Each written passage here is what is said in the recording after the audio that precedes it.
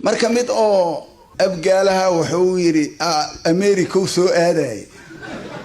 warniyo dalkaaga ma joogtida xad kala tagay meeshaas dhaxamaa lagu sheegay meeshan aadan guri u baahnayn oo banaanka iska seexa karto xaka wada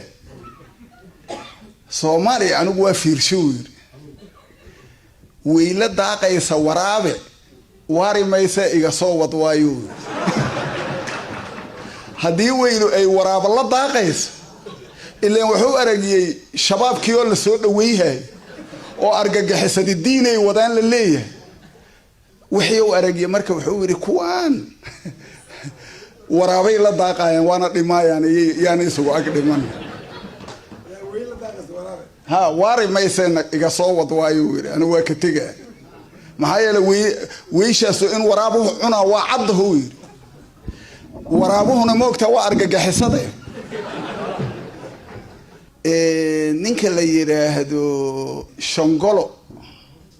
adoogiisan saaxiib ahayno kubadda jawhar oo ka ciyaari jiray ninka madaxda u ahoo ahaa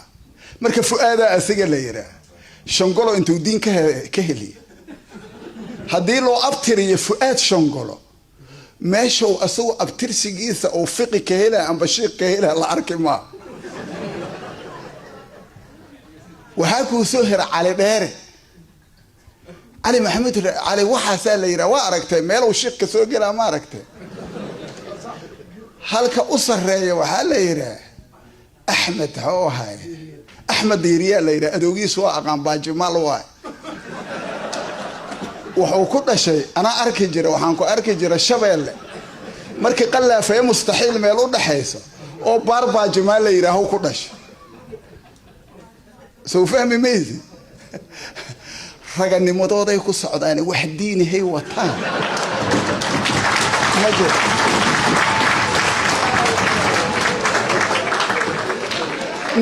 marka ninka soo socdo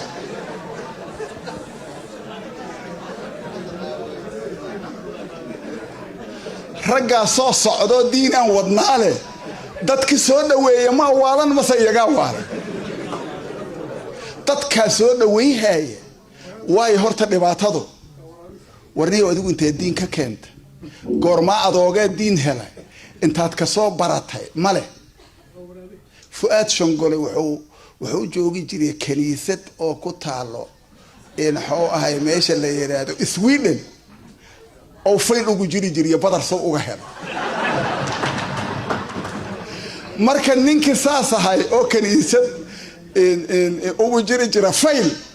inuu inta kaniisadii ku soo fashilmo oo inta dalkaaga yimaado adiga kugu hogaamiyo in adeero aqli miya waxaas ilaahan idin ku dhaarshay waxaas waaye waxa anaga sharafteena iyo karaamadeenna meel uga dhacay soo la yacmaneen niman isla yacaw leemaneen